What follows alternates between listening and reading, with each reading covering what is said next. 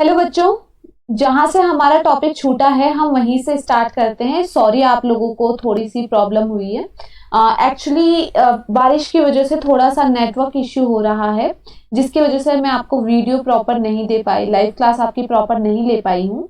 I am so sorry बच्चों। चलिए मैं यहाँ पे आपको समझा देती हूँ। देखो मैंने आपके स्टूडेंट लिए थे यहाँ पे सौरभ, तानिया, दीक्षा एंड विद्या। सौरभ का डीएनए लिया मैंने, तानिया का डीएनए लिया एंड दीक्षा एंड विद्या का डीएनए लिया। क्यों? क्योंकि आप चारों में मुझे शक है कि आप में से ही किसी ने एक ने क्या किया है, निशा को पीटा है। ठीक है, उसकी पिटाई की है। तो देखिए बच्चों क्या किया मैंने यहाँ पर आपके डीएनए लिया। अब मैं क्या कह रही हूँ, आपका क्रोमोसोम नंबर 1 है वो, उसका मैंने देखा, उसमें मैंने बेसिकली जंक डीएनए को देखा। मैंने देखा कि यहाँ पे रिपीटेटिव सीक्वेंस कितने देखने को मिल रहे हैं। उसके बाद मैंने यहाँ पे क्या करा, रिन डाइजेशन किया। रिन डाइजेशन में क्या होगा, सिर्फ और सिर्फ रिपीटेटिव सीक्वेंस ही बचेगा, बाकी डीएनए का जो पोर्शन होगा वो वहां से आउट हो जाएगा। अब देखिए नेक्स्ट स्टेप मैंने क्या किया, next step is gel electrophoresis. मैंने इसका क्या किया, जेल इलेक्ट्रोफोरेसिस किया। जेल इलेक्ट्रोफोरेसिस में देखो बच्चों क्या हुआ, मैंने यहां पर बेसिकली जो भी डीएनए था, जैसे सौरभ का जो डीएनए था वो मैंने इस जेल में डाला, ठीक है, इस मीडियम में डाला। तो देखो होगा क्या, जेल इलेक्ट्रोफोरेसिस में क्या होगा, देखो डीएनए के पास क्या होता है, डीएनए के पास नेगेटिव चार्ज होता है। तो डीएनए हमेशा कहां की तरफ मूव करेगा, पॉजिटिव चार्ज की तरफ मूव करेगा। तो आपको यहां पे दिख रहा होगा कि डीएनए कहां की तरफ मूव करेगा। अब देखिए बच्चों, जो डीएनए जितना छोटा होगा, जिसमें रिपीटेटिव सीक्वेंस जितना छोटा होगा, वो उतने स्पीड से मूव करेगा। फॉर एन एग्जाम्पल देखो बच्चा, यहां पर अगर मैं इसका पहला वाला लूं, ठीक है, मैंने इसको यहां पे पोर किया, तो ये यहां कहीं पर देखने को मुझे मिलेगा, यहां कहीं पर मुझे देखने को मिलेगा। वही अगर देखो बच्चा, वही एक बड़ा भी सीक्वेंस है 4 वाला, तो वो इससे थोड़ा सा कहीं ऊपर यहां पे मुझे देखने को मिलेगा। तो मुझे इस तरीके से यहां पर जेल इलेक्ट्रोफोरेसिस किया तो मुझे इस तरीके से देखने को मिल रहा है। अब देखिए बच्चा, वही मैंने तानिया का लिया, तानिया का कितना है 5, तो आप हिसाब लगा लीजिए 4 से थोड़ा सा ऊपर गया होगा, राइट। क्यों? क्योंकि मैंने अभी आपको बताया जितना हैवी डीएनए होगा, जिसमें जितने ज्यादा रिपीटेटिव सीक्वेंस होंगे, वो उतना कम मूव कर पाएंगे। जो फ्रेगमेंट जितना छोटा होगा वो उतने स्पीड से जेल इलेक्ट्रोफोरेसिस की प्रोसेस में क्या होंगे, मूव करेंगे। और देखो दूसरा सीक्वेंस क्या है 6, तो वो और ऊपर होगा उससे, ठीक है। नेक्स्ट देखिए यहाँ पे क्या है, रिपीटेटिव सीक्वेंस 4, तो देखो वो कुछ यहां कहीं पे देखने को मिलेगा हमें, ठीक है, यहां कहीं पे हमें 4 देखने को मिलेगा। एंड यहाँ पे हम क्या है 7 थोड़ा सा ऊपर देखने को मिलेगा, यहां कहीं पे हमें 7 देखने को मिलेगा। एंड लास्ट क्या था, रिपीटेटिव सीक्वेंस 2 तो देखो बहुत कम है, तो हमें नीचे की तरफ देखने को मिलेगा। और 8 क्या है, सीक्वेंस बड़ा है तो वो ऊपर की तरफ मिलेगा। तो इस तरीके से हमने क्या किया, जेल इलेक्ट्रोफोरेसिस में फोरेसिस किया, जहां पे हमने डीएनए को रन कराया एक मीडियम में। एग्रोस जेल का ये मीडियम है जिसमें हम क्या करा रहे हैं, डीएनए को रन करा रहे हैं। और जब डीएनए रन करेगा तो होगा क्या, वो पॉजिटिव चार्ज की तरफ भागेगा। क्यों? क्योंकि आपने पढ़ा है कि क्या होता है, पॉजिटिव चार्ज हमेशा, नेगेटिव चार्ज हमेशा पॉजिटिव की जाता है, नेगेटिव एंड पॉजिटिव, ठीक है। तो देखो डीएनए क्या होता है, डीएनए कंटेन नेगेटिव चार्ज, तो किसकी तरफ भागेगा, पॉजिटिव चार्ज की तरफ भागेगा। ये याद रखना है आपने, जितना छोटा से फ्रेगमेंट होगा, देखो होगा क्या, जितना छोटा फ्रेगमेंट होगा, जैसे कि 2 का फ्रेगमेंट था, वो उतना ज्यादा तेजी से भागेगा। जो जितना बड़ा होगा वो उतने कम तेजी से भागेगा और एक जगह पे क्या हो जाएगा, स्टिक हो जाएगा, अटक जाएगा, ठीक है। तो इस तरीके से क्या होगा, हम इसको क्या कराएंगे, एग्रोस जेल मीडियम में क्या कराएंगे, रन कराएंगे। आई होप आपको इतना ये समझ में आ गया होगा। अब देखो बच्चों, नेक्स्ट हमने क्या करना है, नेक्स्ट प्रोसेस करेंगे हम blotting. I am so sorry बच्चों, मैंने इसको शॉर्ट आउट करने की कोशिश भी करी कि मैं ये जो आजकल प्रॉब्लम चल रही है उसे शॉर्ट आउट कर लूं, लेकिन कर नहीं पाई हूं क्योंकि कुछ प्रॉब्लम चल रही है वहीं से नेटवर्क में, जिसकी वजह से इसको आप कुछ दिनों में ये एकदम ठीक हो जाएगी। तो आप उसकी चिंता मत कीजिएगा, जो भी आपको प्रॉब्लम आ रही है मंडे तक आपकी पूरी की पूरी प्रॉब्लम यहाँ पे शॉर्ट आउट हो जाएगी। अब देखिए थर्ड स्टेप यहाँ पे मैं क्या करूंगी, थर्ड स्टेप मैं यहाँ पे करूंगी ब्लॉटिंग।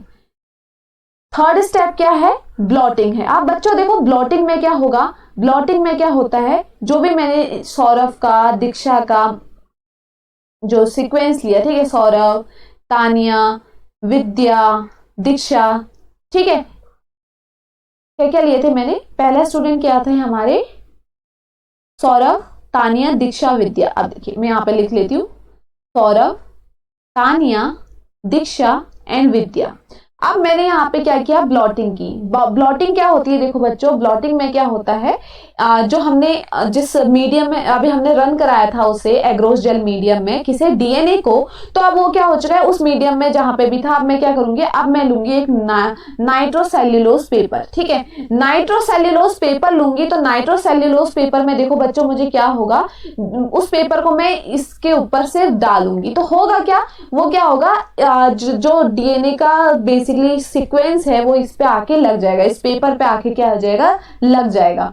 तो फॉर एन एग्जाम्पल देखो, अब मैं इसको क्या करूंगी, उसके साथ ही साथ मैं इसको क्या करूंगी, यहाँ पे देखो हाइब्रिडाइजेशन करूंगी। तो मुझे यहाँ पे समझो कि यहाँ पे जो सीक्वेंस है यहाँ पे आके लग गया है, ठीक है। यहाँ पर आके जो सीक्वेंस था वो कुछ इस तरीके से, जैसा भी सीक्वेंस था वो यहाँ पे आकर क्या हो गया है, लग गया है, कुछ इस तरीके से ही सीक्वेंस था, ठीक है, तो वो यहाँ पे आके लग चुका है। अब देखो बच्चों होगा क्या लास्ट स्टेप पे, लास्ट स्टेप में आप देखो फोर्थ स्टेप क्या होगा, ब्लॉटिंग के बाद फोर्थ स्टेप क्या होगा, फोर्थ स्टेप होगा यहाँ पर रेडियो एक्टिव प्रॉप। अब मैं यहाँ पे किसका यूज करूंगी, रेडियो एक्टिव प्रॉप का यूज करूंगी। पहली चीज क्या करी मैंने, ब्लॉटिंग करी। मैं क्या करूंगी, इसे नाइट्रो सेल्यूलोज पेपर, मैं क्या करूंगी, ब्लॉटिंग किस पे करूंगी, नाइट्रोसेल्यूलोज पेपर पे ब्लॉटिंग करूंगी। और उसके बाद क्या करूंगी, रेडियो एक्टिव प्रॉप का यूज करूंगी। नेक्स्ट स्टेप क्या है, मैं यूज करूंगी रेडियो एक्टिव प्रॉप का। देखो प्रॉप क्या है आपको ये बता दूं मैं, प्रॉप्स क्या होते हैं, props are small pieces of DNA, ठीक है। प्रॉप्स क्या है, प्रॉप्स जो होते हैं स्मॉल पीस होते हैं डीएनए के, ये याद रखिएगा। Props are the small piece of DNA which are complementary to the repetitive sequence। जो भी रिपीटेटिव सीक्वेंस था, for an example repetitive sequence था ATC, तो ये जो रिपीटेटिव सीक्वेंस यहाँ पे ATC है, इसका कॉम्प्लीमेंट्री क्या हो जाएगा, TAG। तो ये प्रॉप क्या होते हैं, ये प्रॉप क्या होते हैं, रेडियो एक्टिव प्रॉप क्या होते हैं, ये इसके क्या होता है, जो भी रिपीटेटिव सीक्वेंस थे उसके क्या होंगे, कॉम्प्लीमेंट्री होंगे। ओके बच्चा, उसके बाद मैंने क्या किया, प्रॉप का, रेडियो एक्टिव प्रॉप का यूज किया। मतलब कि यहाँ पे क्या होगा, जो डीएनए है, जो रेडियो एक्टिव डीएनए, यहाँ पे मैंने जो डीएनए अभी यहाँ पर नाइट्रोसेल्यूलोज पेपर में लिया, उसके बाद मैंने क्या किया, यहाँ पे रेडियो एक्टिव प्रॉप का यूज किया है साथ ही साथ। तो होगा क्या, ये जो इसके कॉम्प्लीमेंट्री हैं ये इस पे जाके क्या हो जाएंगे, इसके साथ अटैच्ड हो जाएंगे, ठीक है।